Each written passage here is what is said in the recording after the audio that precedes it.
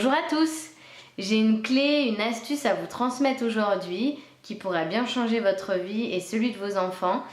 Ma clé est assez simple, c'est de pouvoir considérer votre enfant comme une personne à part entière, c'est-à-dire qu'il a des besoins comme vous, comme moi, et que derrière tout comportement dit désagréable, il y a une cause.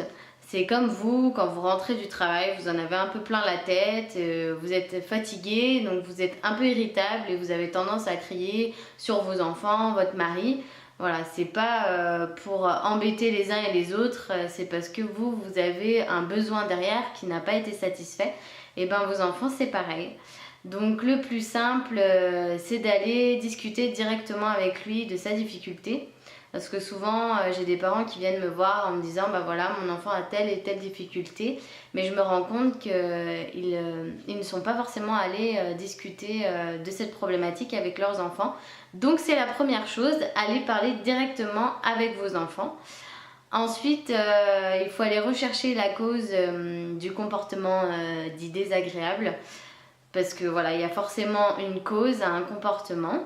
Donc c'est la deuxième chose importante. Ensuite, c'est de considérer son besoin. Parce que souvent, quand il se passe quelque chose, je vais vous donner une petite anecdote qui s'est passée pour moi.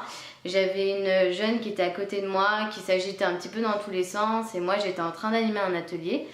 Donc voilà, je sentais que ça commençait à m'énerver, ça bouillait, voilà, la casserole, elle allait exploser en fait. Et donc du coup, j'aurais pu considérer mes besoins avant les siens. Donc j'aurais réagi un petit peu comme ça.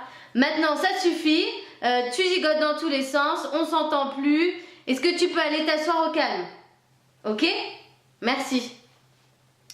Au passage, une petite leçon d'autorité. Donc voilà, et donc à ce moment-là, je considère mon besoin avant lui parce que si elle a un comportement comme ça, c'est qu'il y a quelque chose derrière. Peut-être qu'elle s'ennuie. Donc voilà, allez voir qu'est-ce qui se passe derrière. Ensuite, ce qui est important, c'est n'oubliez pas votre besoin à vous aussi. Parce que une fois qu'on a considéré son besoin, qu'on l'a pris en compte, qu'on en a discuté, c'est important de voir nous aussi.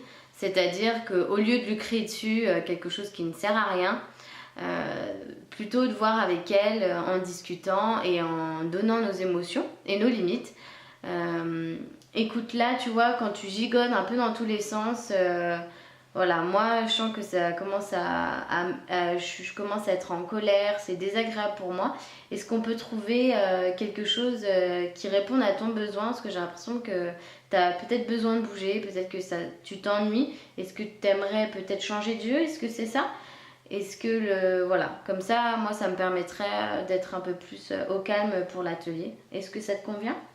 Donc voilà, pouvoir trouver une solution qui vous corresponde à tous les deux est le meilleur moyen d'arrêter son comportement et vous de répondre à vos besoins. Donc voilà, c'était la petite astuce du jour. J'espère que ça vous a plu et je vous dis à très bientôt. Ciao!